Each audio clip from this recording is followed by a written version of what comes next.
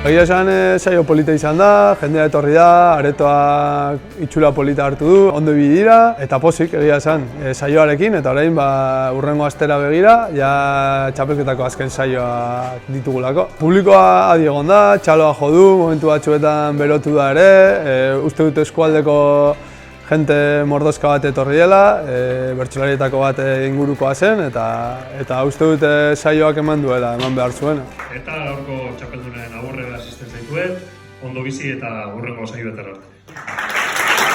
Garazi, Adolfo, Ugarteburu. Zer ikusten da gure parean, hildakoak, bombak, gerrak, ta egunero fribolitatez, mintzo zaizkigu liderrak.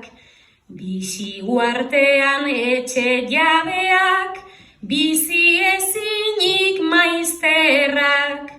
Alakoetan ahaztu egiten da, zein diren gauza ederrak. Ondo ibilita zain ditzagun maite ditugun bazterrak.